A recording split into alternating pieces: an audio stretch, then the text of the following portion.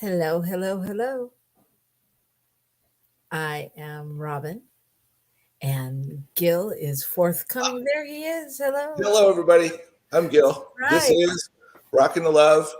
We're here. Woo! We made it. We're here. It's a rocky start, but we're here. That's why we call So it rockin'. that's right. So, speaking of rocking, how was your week, Gil? Rockin'. Excellent. Rockin'. Good stuff. Things happening. Things moving. Um, yeah. Yeah. A little exciting. Heading to the motherland tomorrow.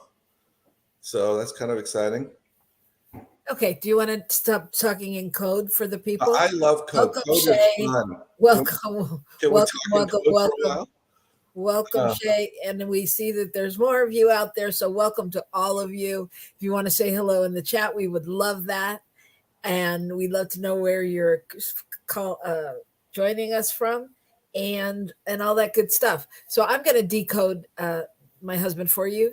He is on his way to San Diego, California, Southern California. I don't know. I'm sorry for anyone else, but I am a California girl. I just am. So even the word Southern California gets me excited. But he's on his way to San Diego, and I'm on my way to San Diego, and we're gonna rendezvous in San Diego. Woohoo! Woohoo! And then he'll be heading up north, and we'll be doing our show together next week. That's So, right. For the next 2 weeks, maybe, huh? yep. Yeah. Oh, thank God. That means I get to kick him under the table while we're talking instead Yeah. of wanting to talk to him across the airwaves. It's so much Anyway, better so that way.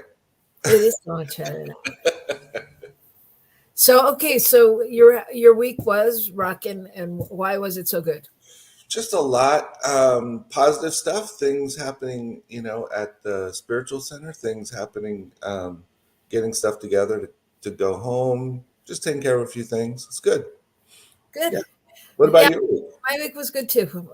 I feel like I mean, you had a special event and stuff. I did have a special event. Uh, Every event is special these days, but Uh, this one, you know, I don't want to go through life feeling like I'm just checking things off my list to get them done so I can get to the next thing. However, that's what I feel like right now because there's so many things happening. And so I was planning and executing a retreat in Sonoma for Oakland Center for Spiritual Living and a practitioner core. And it was great. It was fantastic. It was at a fabulous place called Westerbeck. If any of you ever get a chance to go there, it's just lovely. It's so beautiful and like great people and great food and just very relaxing. It feels like you're away, even though you're not that much away if you live in the area. But it feels like you're in the middle of trees and forest and animals, and yet there's a pool and a jacuzzi and fabulous food. They make just fresh food according to everybody's diets and vegan and dairy free and sugar free and so not free, but in the price, but still worth it. So that when you said it's far away, but not far away. I mean, literally, a friend of ours that moved up to Northern California shortly before we did lives down the street from the place. yeah, so I it's great. first went there. It's like it's right down the street. Yep. In our own backyard. So Yeah. that's been my week. But it's good. It's all good. Just busy. We're busy. We're busy. And that's what you're going to hear about probably for the next 2 months because we're in the process of moving and figuring out who's moving where and what stuff goes where. And because we have two households and we shall see. We shall see how it all unfolds. But right now, for this week and this moment, it's going to unfold with us together. And that makes me happy. Yay! All right. So that is the good news, but there's even more. Let's get to the good news. More. Just that segment where we like to talk about all the good stuff going on in the world because there's a lot of it. There's a lot of it. And I was so aware the other day, I clicked on some page on the internet where there was like stories lined up, like, you know how they have those pictures across the thing and you can click on them and they go down. So there was like 5 rows of 4 or something, and everything was a down story. Everything was what was wrong, what was happening that was bad. And I was like, oh, good news, good news, good news. So give me your good news. All right. So apparently, a few years ago, in a very specific spot, they introduced a beaver pair in the Bay Area, and and I think there may have been them and one or two younger ones, but now some distance away from there, on a trail cam, they caught a picture of a baby beaver, the first one, I guess, from the wild in the Bay Area in 160 years. Oh my God. Yeah, so the whole thing has been, you know, scientists, NASA's realized what changes when you look at the Earth, where there's beavers and where there's not, how Wow. the water and everything, how the rivers and how water's retained, and how that works totally differently, and how improved it is. And so it's kind of cool, even after 160 years, Wow. multiple lifetimes of humans, we're finally moving something back in the right direction. So cool. That's so fascinating. Yeah, that is very cool. That is very, and a lot of our stories I notice, are about things like that coming back after 100 years they found this, or after 50 years or whatever. And I wonder, like, really, like, is like, if the world's coming back into balance, if it's, I don't know, Yeah. what it means. Well, my story, I'm going to say, is it's similar, even though it's not at all similar in theory, but it's similar in that concept that I just said of, um, there was a baby who was suffering from a rare genetic disease called Mitchell disease. And after taking B2 vitamin, or riboflavin, the baby is starting to recover. And there was no cure for this. And I guess it's a key compound in the energy metabolism and cellular respiration and antibody production. And so the baby's 1 years old, and he was born perfectly healthy. And then at 3 months, he had to be hospitalized with hypoglycemia. And then his health began to deteriorate, and he lost hearing, and he had difficulty moving. And at 6 months, he stopped eating altogether. And after they did testing and all kinds of things, um, they began to give him the B2 vitamin, and he is recovering. He can now sit up, he can eat, he can crawl. And doctors never expected him to be able to do that. So what Um, motivated them to give the B2? What because of other research they've done or they were just yeah, throwing spaghetti on the wall? What was going on? um, I don't know. They had. I mean, I don't know. They said the disease is so rare. First of all, that they don't have any testing like Don't have that. any real research on it. Yeah, and Yeah. at the time, there were 3 patients at this hospital that had the disorder, and they had all passed away. Mhm. And I think they said something like there's a foundation set up in 2019, and the foundation had detailed records of all known 20 known patients, and some were still alive. And it says they shared that B2 seemed to have a positive effect on the disease. Wow. Wow. Yeah, Vitamin. vitamins. And but that's part of what connects this in my mind, is that, like, sometimes I wonder, you know about all the diseases we have now and ADD and all, you know what I mean, all of the letters and all of the things, and I wonder if so much of it is not based on a lack of nutrients or vitamins or something that at some point in time we were really getting in our food because we were eating healthy foods, Real food. real foods. Yeah, and so it just takes me to that place, just like the water and the beaver, and as the lands are starting to clear up and people are getting stuff, it's becoming a more fertile ground to reinvigorate life and things. Well, and now that we understand that, for instance, with the beaver, that the function they serve in the hole is actually helpful. Not like, oh, we need to get these out of here because we need to get the river to flow, and and that's kind of, I think, the same thing with our food. Oh, we got to grow more food, so we throw some chemicals in, and then people eat the chemicals, and we go, oh, well, why don't you feel very well? And Right. and then we push them all together so we can grow a lot really fast, and then we go, well, where'd all the vitamins go? And Yeah. So it's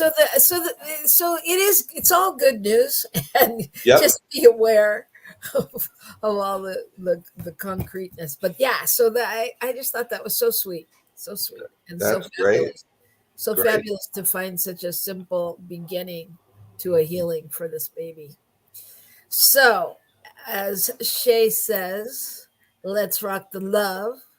We love you too, Shay, and we love all of you out there. So put something in the chat. Let us know you're here. You don't want to leave, because we are going to talk about the art of balance. What does that mean? That means we're going to talk about partnership and marriage and balance. How do you find it? What do you do with it? Where the heck is it sometimes, right?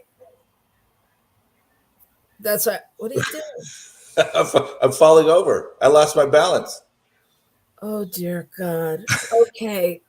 So get right back here after I straighten him up on New Thought Media Network. See. Please help us say thank you to our organizational sponsors, including the Hepperlin Foundation, Affiliated New Thought Network, International New Thought Alliance, Science of Mind Archives and Library Foundation, Center for Spiritual Living Denver, Center for Spiritual Living Midtown, New Thought Philadelphia, Planned Happiness Institute, Summit Center for Spiritual Living, One Heart Retreats, Center for Spiritual Living on the Lake, Unity Spiritual Center Kitchener, Om Center for Spiritual Living La Mesa, Satya Center, Center for Spiritual Living North Jersey, Unity of Savannah, and Center for Spiritual Living Seattle, as well as all of our individual donors. Thank you for making New Thought Media Network a place to be. Please come be you. And remember, like, share, and subscribe. New Thought Media Network, positively inspiring.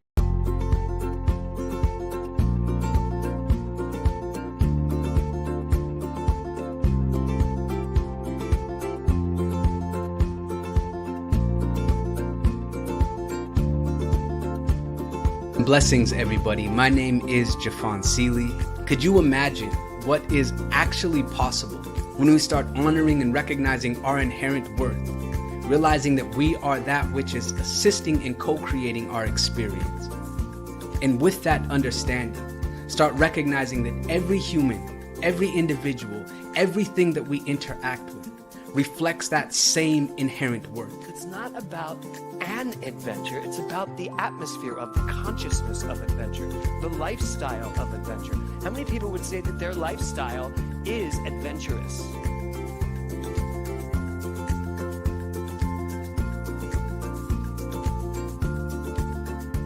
My name is Lisa Benson. I'm a diversity, equity, and inclusion consultant and the author of Anchored in Bias, Fired Over White Tears. It's a book detailing my lived experiences with workplace bias and what fueled my passion for normalizing conversations about differences and creating safe spaces for everyone to bring the best version of themselves to life every day.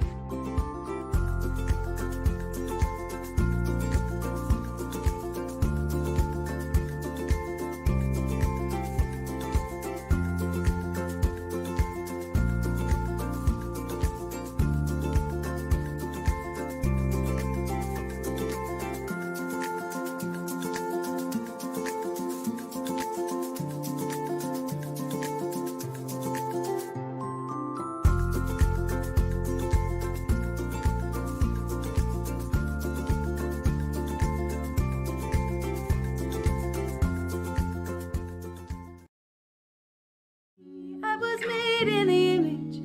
I was made in the image of love. I was made in the image. I was made in the image of love. Here and now I can see I was made beautifully. I was made in the image. I was made in the image of love. Wish we'd all stop acting like we're strangers if we could see underneath. We are one family, and it don't matter where you come from. Every heart beats to the rhythm of one love, one love, one love. Every heart beats to the rhythm of one love. Every heart beats to the rhythm of one. What if we could?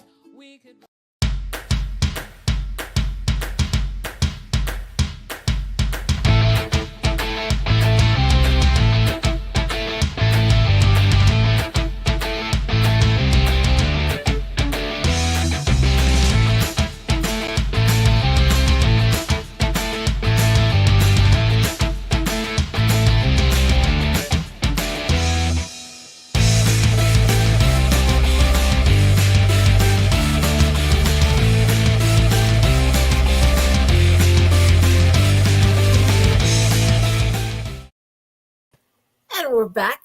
Hello, welcome. I am Robyn. And I'm Gil, and this is Rockin the Love, and we're excited to be here today. Thanks so much for joining us. Yeah, feel free to say something to us in the chat. Let us know you're here. Today we're going to talk about the art of balance. And this came up a little bit on our show in the past, just talking about balance and communication in relationships. Obviously, we're talking about it in our marriage and in partnership, but it's everywhere. It's everywhere with your children, with your family, with work relationships. So we're just going to talk about what does it mean to have balance in a relationship. And people say marriage is a 50-50 partnership. And they say that about all partnerships, right? Most things. Yeah. Yeah. I mean, everything pretty much gets that 50-50 view of it. And so we're going to share with you, a different view and talk about that. So a couple of weeks ago, we talked about Brene Brown and her thoughts, and we're going to share them with you right now. One says marriage should be 50-50. It's the biggest crock of bullshit I've ever heard. It's never 50-50. Yeah. Ever. And so what we do is we quantify where we are. So if Steve comes home and he'll be like, I got 20. Just in terms of energy. Just energy, investment, kindness, patience. I'm at 20. And I'll be like, I'll cover you. I got you, brother. Like, I'll pull the 80. Sometimes we come home, which we have done a lot. My mom has been sick. And I'll say, I've got 10. And Steve, like 2 days ago, said, I'm riding a solid 25. So we know that we have to sit down at the table anytime we have less than 100 combined and figure out a plan of kindness toward each other. Oh, I love that. Yeah, because the thing is, marriage is not something that's 50-50.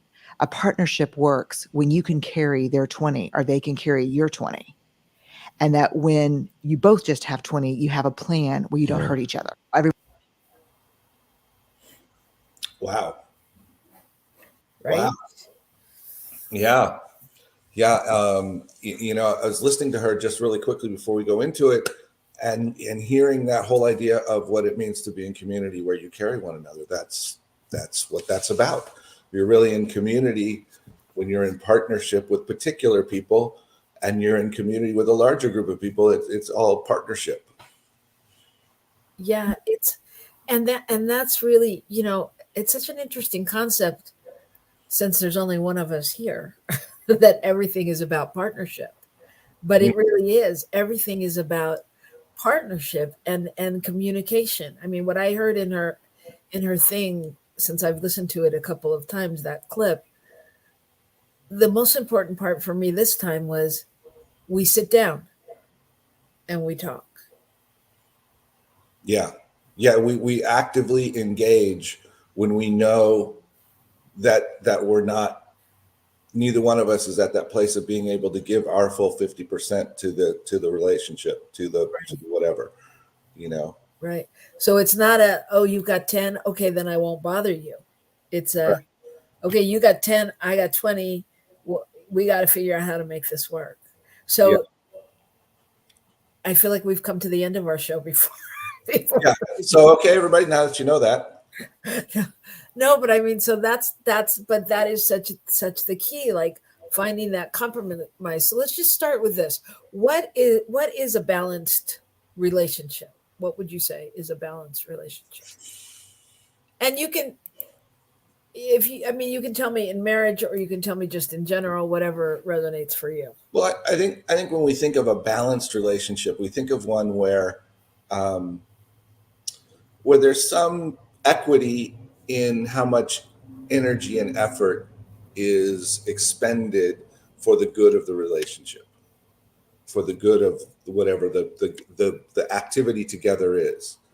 And I think what I heard from Brene Brown there was that you can have an inequity in balance, and that's okay, but you have to be aware of it, and it can't be what happens every single time. Right.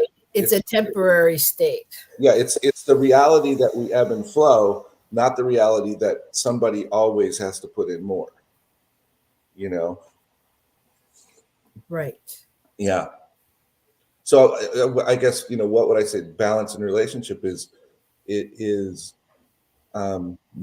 not being in a situation where you feel that each person is investing relatively equally over time, not in every single moment, but over time.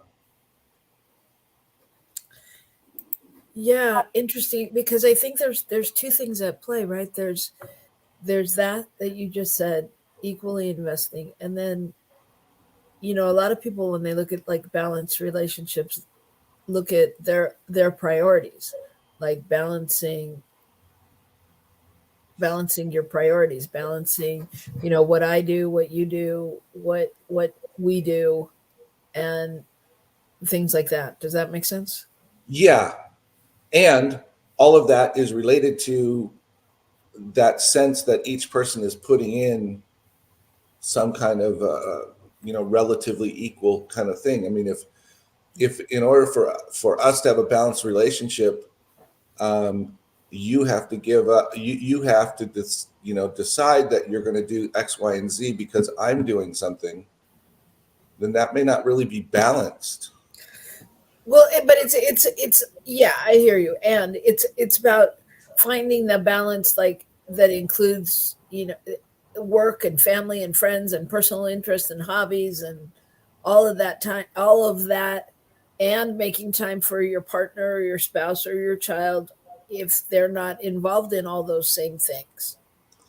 So well, that's in any particular relationship, any particular thing. That's where what Brene Brown was talking about is, they come home, and for this home life right here, this is what I have to offer right now. Because right. I've been at mom's all day and she's sick and I've had to do this and I've had to do that. They don't necessarily go into all that, but that's kind of the background, Yeah. So it's really, so what I'm hearing is it's really learning how to, on some level, you have to acknowledge what's important to you. And then you have to learn how to compromise or possibly make sacrifices to balance out what is going on in the real world.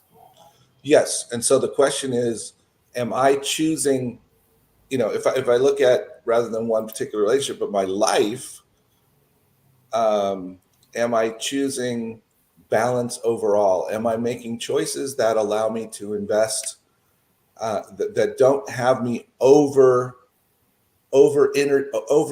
sharing my energy in a particular area?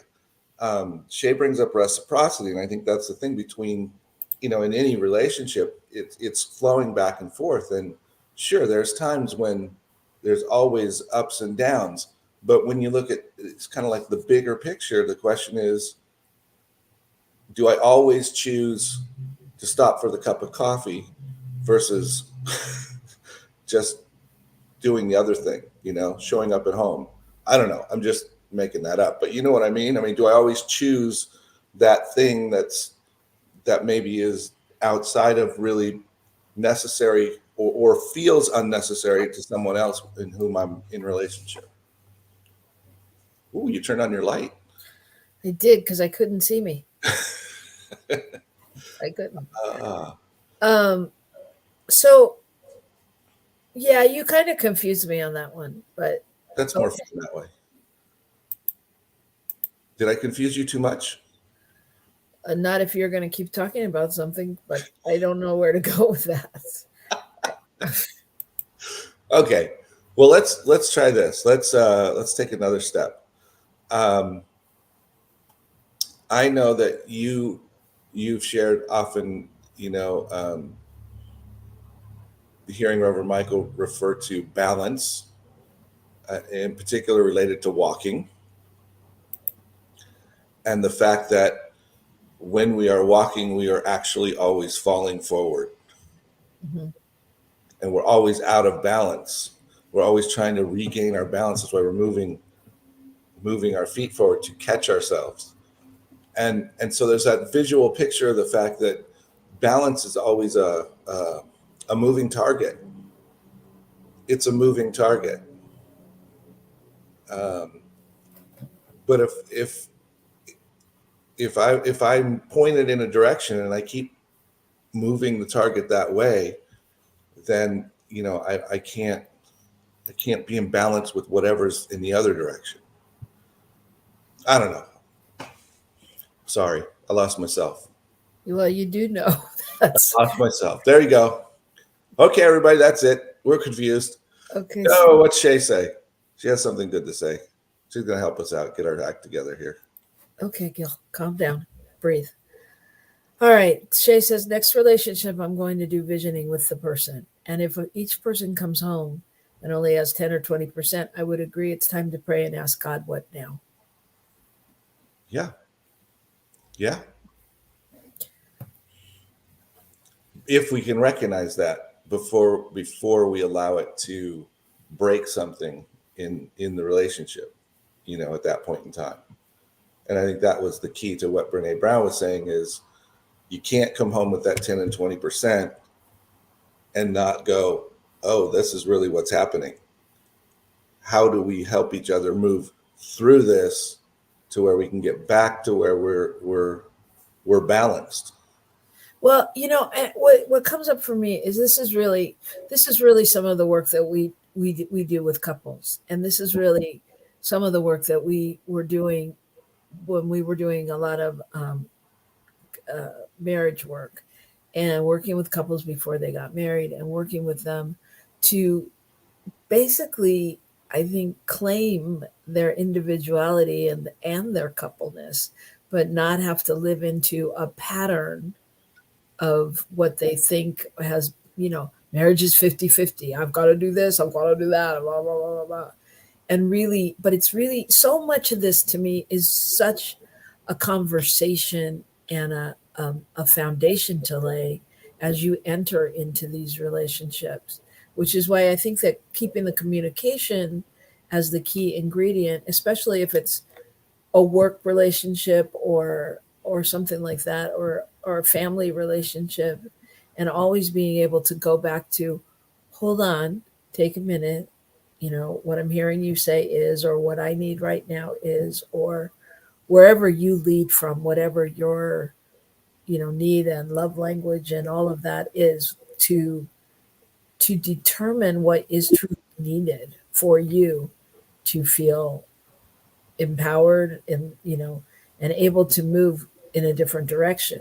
Does that make sense? Mm-hmm. Mm-hmm. And Shay commented, she said to have a plan, and praying is the plan in what she was saying. And yes, and then you just said that again, that idea of whatever it is that you do to anchor that, you figure out what that is, and then that's the thing that you have to implement. Right. You know, Right. um, Yeah.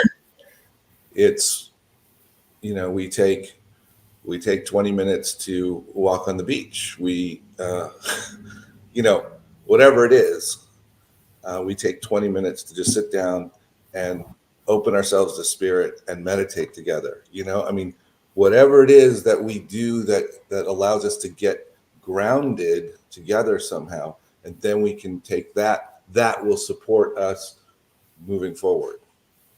Yeah. And I'm going to go back to what I just said. If I don't understand that you need that 20 minutes to get grounded, then I'm going to go into my story and take it personally and wonder why you can't do it. I mean, we know this from the beginning years of marriage. I was like, why can't you talk about it now? Don't you love me? You know, some version of that. Why do you have to take space? Well, you know, because that's what you needed. I'm not even going to go into, you know, men process differently. They need space or they need whatever they need. Right. But you specifically needed what you needed, and I need what I need. And so somewhere we have to be willing to compromise. And I think that the point of that also is if we're at a day where I have 10 and you got the 30, then you're going to compromise. You're going to maybe do it my way just because it's going to make me feel better. You know what I mean? You're going to take that extra breath and go, what'd you say? To the best of my ability, since I'm only running at 30, you know, that creates another thing, but that's what you have to do. You know, you have to do that.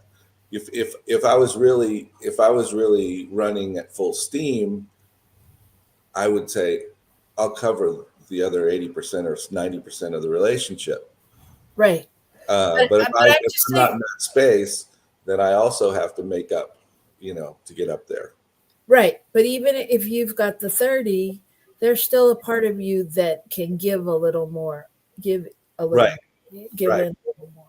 Anyway, it doesn't, that, I mean, that's details, but it's still just finding that balance. But what I'm saying is if we have not communicated or talked that through on some level, then you don't even know what to do with your 30% necessarily. And Right. if you don't know what to do with your 30%, you're going to annoy the heck out of my 10% because you're not going to be doing anything right. No, I'm serious. This is real. You know, you know how that is. You know how if you need something and the a person or me can't give it to you in that moment what you need, and we're giving you the wrong thing, I'm giving you the wrong thing, you're like, no, I don't need that. So it's like, it's really, this is like, I swear this, you should be able to relate to this because you need some serious tools to get in there and, you know, take it apart, you know, because it's a real balance. But I think at the end of the day, it is about the communication and coming back to that place and space of love. And it, and can are these things that are these things we can talk about in our relationships when we both have, you know, 50% or 80% or whatever we have. Right. Can we talk about it when we're running at full investment, whatever that is, so that we each have full capacity? Maybe that's more accurate, not investment, but full capacity. Right. And then that's the time to review what do we do when we're not at full capacity? Right.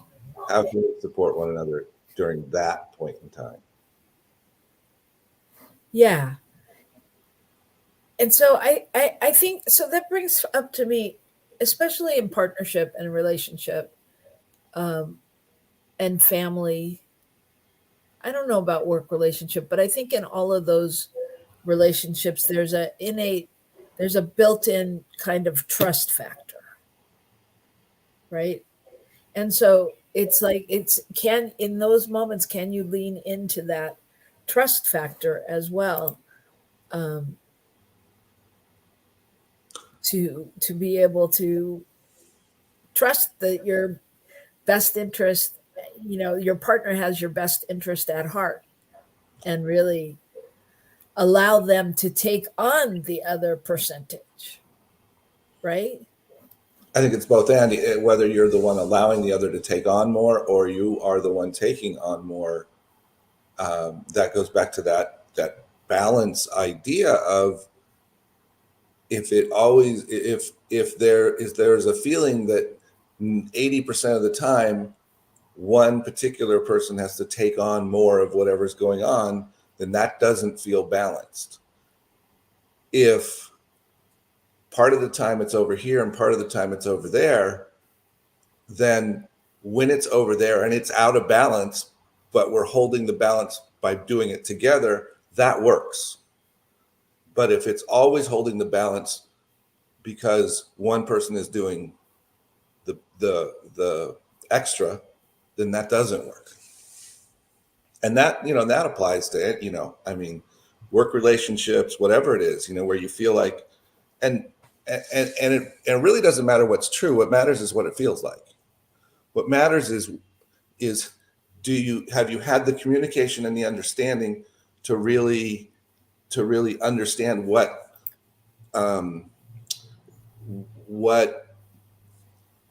balance looks like. What does balance look like? It's the thing where you have a group of people and they're in leadership of something, but one of them is always talking about the great ideas, and one of them's always going, when are we going to get to the plans? And until they understand each other and can anchor those two things and allow them to be a part of the balance, then each of them feels like it's unbalanced. They feel like the other one isn't invested in what they're trying to do. And I think that's for me, that's a basic example of what happens in marriage or long-term partnership relationships as well. It's the same thing. If you can't see what your partner, what your coworker, what your whatever is investing as part of supporting the balance of whatever the relationship is, then it doesn't matter if it supports it or not. What matters is you don't see it, and therefore it's not happening, and therefore you're out of balance. Okay, so good point. So how in that moment do you see it? Like if you come home and you've really got so little to give, and you've obviously had a bad day, and I think that comes down to it. Well, I mean, obviously Shay's plan is perfect, and in terms of praying, and what do you do when you're really in the heat of that? And that again leads me to what we used to teach in our workshops about calm. We would teach people that when you're in that moment of anger or angst or just upset with your partner or your situation, we use the acronym CALM for, can you commit and love more? And in that moment, that to me takes me to prayer, actually. If I can breathe and I can commit and remember to love my neighbor and myself and everything in that moment, commit and love more, then it makes me breathe and go to that place where I can talk. But I mean, I got to say, there is times when I can't get to that place necessarily. Not too often, but sometimes. Welcome, John. John says, it's also how balanced is the culture we are in. There's a film called Koyaanisqatsi, Life Out of Balance, Koyaanisqatsi, which comments on how out of balance our industrial societies are. I found Oakland Center for Spiritual Living and other centers can be an oasis of balance and calm, refuge and learning centers to grow and thrive. So yes, we find those places where we can anchor and we can refresh and we can open to the possibility of seeing whatever things are around us in a more holistic way. I think that's the thing. So often, if it doesn't look a certain way from my perspective, then that's how it is. I mean, I just evaluated it, and your whatever your action was being mean, and that's what I've determined it was, because from my perspective, that's how I saw it. That's not necessarily a holistic approach to what's happened. That's just, and I think that's where the balance comes in, where you're trying to balance that, where you move into a space of really learning how to approach a lot of things without the same amount of judgment as we might have done previously in our lives. Yeah, and I'm thinking about when you're saying this, I'm thinking like, how do we do it? Even when it's, for example, when it's not our partner, let's just say it is our boss. If we're at a job like that, how do we do it like on the sly without? I mean, it's not you're going to go to your boss. Okay, I've got 20. What do you have? I mean, maybe if you have a good relationship like that, but I think we also, as human beings, we can evaluate where we are, and we know that if we're coming in at a 30, we're not 100%. So we need to be aware of what's going on around us, and how do we, and we know when somebody else is having a bad day. We don't have to know the number, right? Mm-hmm. How do we balance that out? How do we? It's like becoming a detective. I think what you said, if I know where I'm at, if I'm coming in at a 30, then I know I'm probably need to temper what things I want to say in certain situations. I need to really step back and maybe, just suck it up in that moment, because I'm probably going to say something that's damaging overall because of whatever, because I'm not at capacity. So, I have to sort of evaluate in that way. Does that make sense? It does. It makes sense. And, as you were saying that, I was thinking, honestly, I find human beings to be fascinating. I do. I really do. I find us to be fascinating. And I find myself to be fascinating too. And I actually spend a lot of time with myself watching things go by and watching people and things, the way people do things. And I think, like, I don't know, I just invite you into that perspective, like if that works for you at all, because sometimes, like, I watch and I'm like, wow, that is so interesting. And if I'm not hooked into it, I can just allow it to pass through and go, I would have never thought to do it that way.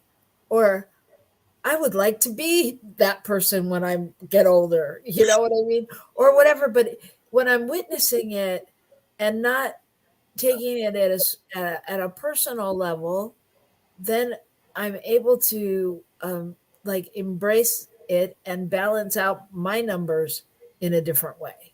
Right. Does that make sense? Yeah. Yeah.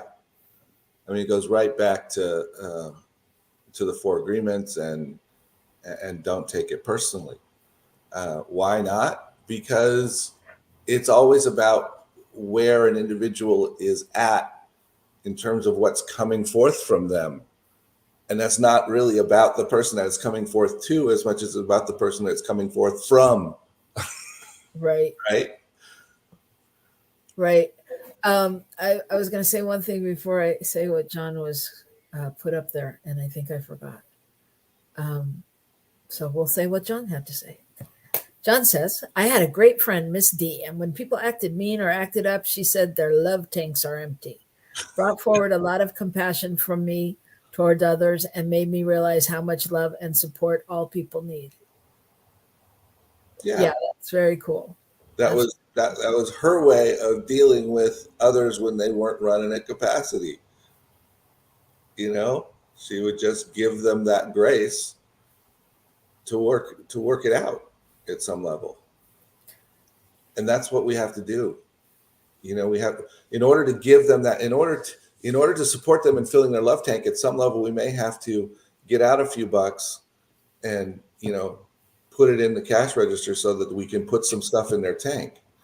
It might require us to put something out in order for that to happen. And I think in relationships, I mean, especially, partnership type relationships, it's the not taking it personally is so important. It's so important. And the following through on agreements, because I feel like Brene Brown and her husband having this agreement, clearly it sounds like they got a thing, they got a pattern, they got a thing going on. She can walk in and go, I'm at 20, he goes, I'm at 40. They sit down and they talk about it. If I walked into you and I went, I'm at 20, you'd be like, okay, hold on a minute. You'd go to do, something else, or not. I mean, not in a bad way. I just mean we'd be caught up in the other things we're doing. And I would probably be like, yeah, no problem, and go on to be in my 20ness on my own. But it's like really carving out that time and that space to recognize that this is an important thing in the going forward of the evening or of the day or of the moment, right? Absolutely. Gil, you are multitasking. What we're doing? No, I'm not. I'm thinking. I'm doing what you do when I talk. I'm listening to you and trying to understand what you're saying and taking it in. Okay. Yeah. No, I generally multitask. Now the truth comes out. Okay. All right. Anyway. Well, Go ahead. I was just going to say, this whole balance thing, it's everywhere. It's everywhere. And, we just did the story about the baby beaver showing up in the first one in 160 years in the Palo Alto area of the Bay Area. And, so we talk about the balance of nature. And, I know the stories of Yellowstone area where they reintroduced the wolf, and all of a sudden the watersheds and all kinds of things improved because there was a balance back and things were balanced that nobody even realized were out of balance. Right. And, we balance our checkbooks. Well, we used to. There's a lot of that, everything is about balance somewhere. We have the tightrope, the balance beam, we have all these things that symbolize this sense of balance and being able to maintain some kind of clarity, straight up and down, weight distribution, whatever all the different things are. And so it's life. It is life. It's one foot in front of the other. I mean, every step we take, we're trying to balance. Yep. I mean, that's what we're doing. So, yeah. So thank you for balancing out your time and being with us all today. I'm going to leave you with this thought. Oh, first, before we leave you with the thought, you want to say anything about our guest next week? I do, everybody. I want you to come back. We are privileged to have a beautiful couple, Yvette and her partner Belinda from here in New Mexico, will be joining us, and there'll be some discussion, around all of this. Around, I don't know exactly what it's going to be about yet, but I know it'll be good because they're both very talented, invested people in the different things that they do in business, in working in nonprofit, in serving in spiritual community. There's all of those aspects. And I'm excited to hear from them a little bit about their life. And okay, and John says woohoo, and actually that kind of is appropriate because they said they wanted to talk about woo, because they're not really woo-woo, but they're woo. So somehow we're going to have that built into what we talk about next week. So be ready for that. Okay. And as you can see, my husband is not into marketing with his short description of why you should come back. So what I will tell you is that they're very powerful and it'll be a great conversation. And we'd love to have you here. So we're going to leave you today with this thought that balance is not something you find, it's something you create. It's something you create. So I think whether you heard about praying or love tanks being filled or any other thing that might have been said that resonates with you, communication is key. Find where you can find a little bit more balance this week in some of your relationships or in your life. And we know that will happen if you keep on rocking the love, y'all. So join us next week. Thank you, Kevin and John and Shay and all the silent people out there. Thank you so much. We know that you may be quiet, but you're mighty. So rock the love, y'all. We'll see you next week.